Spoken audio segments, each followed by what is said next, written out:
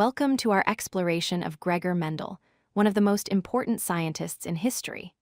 Mendel is known as the father of genetics because he discovered the fundamental laws that govern how traits are passed from parents to offspring. What makes his story truly remarkable is that he was not a professional scientist working in a fancy laboratory. He was a simple monk who conducted groundbreaking experiments in a monastery garden. His work laid the foundation for our entire understanding of heredity and inheritance, revolutionizing biology forever. Gregor Mendel was born on July 20, 1822, in Heinzendorf, Austria.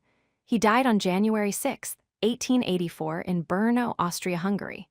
Mendel lived a humble life as an Augustinian friar, which is a type of Catholic monk. Beyond his religious duties, he was also a dedicated scientist and teacher. He is best remembered for his experiments with pea plants, which revealed the laws of inheritance. These experiments were so precise and well documented that they became the cornerstone of modern genetics. Mendel's journey to becoming a scientist began in 1822 when he was born into a farming family in Austria. Growing up on a farm gave him early exposure to plants and agriculture. In 1843, he joined St. Thomas Abbey as a monk, seeking education and a stable life. The monastery recognized his intellectual abilities and sent him to study science at the University of Vienna in 1851. There, he learned physics, mathematics, and natural sciences. In 1854, he returned to the monastery, where he began teaching physics to students while pursuing his passion for scientific research. St. Thomas Abbey, where Mendel lived, had a beautiful and spacious garden. This garden became the perfect setting for his scientific experiments. The monastery supported scholarly pursuits, providing Mendel with the time, resources, and peaceful environment he needed for careful observation. In 1856, Mendel began his famous experiments studying how traits are inherited in pea plants. The garden allowed him to grow thousands of plants under controlled conditions, making it an ideal natural laboratory for groundbreaking genetic research. Mendel chose pea plants for very specific scientific reasons. First, pea plants are easy to grow and reproduce quickly, allowing him to observe multiple generations in a short time. Second, they have clear and distinct traits that are easy to observe, such as flower color and seed shape. Third, pea plants can either self-pollinate or be cross-pollinated by the researcher, giving Mendel complete control over breeding. Finally, they produce many offspring, which was essential for collecting large amounts of data and identifying patterns. These characteristics made pea plants the perfect organism for studying inheritance. Mendel focused his research on 7 specific traits in pea plants, each with 2 contrasting forms.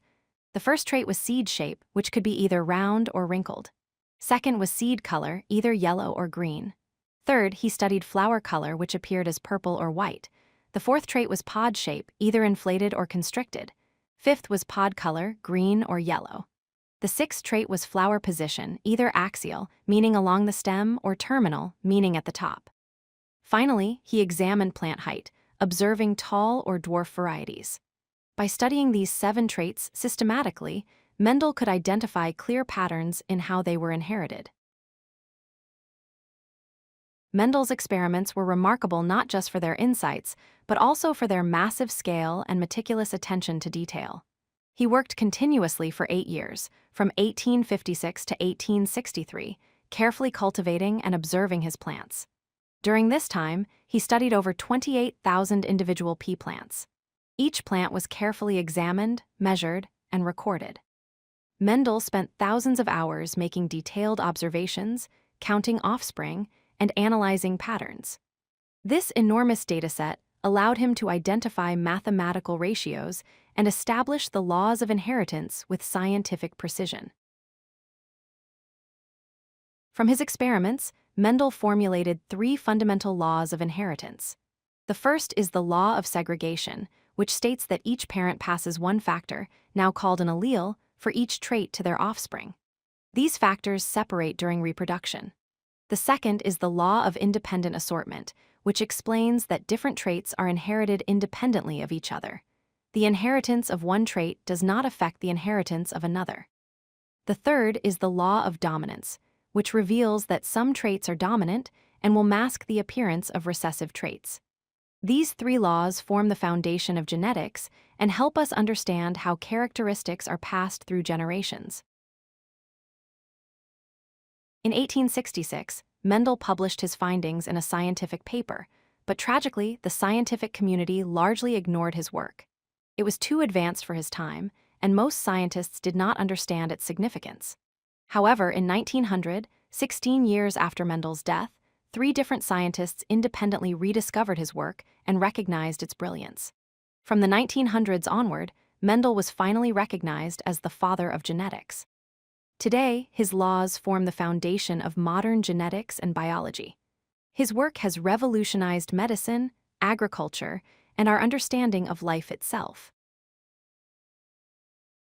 Gregor Mendel's story is truly inspiring. From a simple monastery garden, he revolutionized our understanding of life itself. His patient, systematic research transformed biology and gave birth to the entire field of genetics. His work laid the foundation for countless advances in medicine, allowing us to understand genetic diseases and develop treatments. In agriculture, his principles help us breed better crops and improve food production.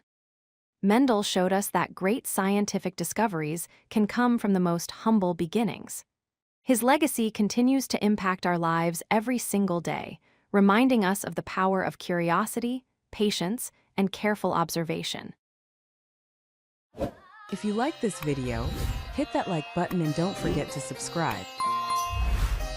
Visit codelucky.com for more such useful content.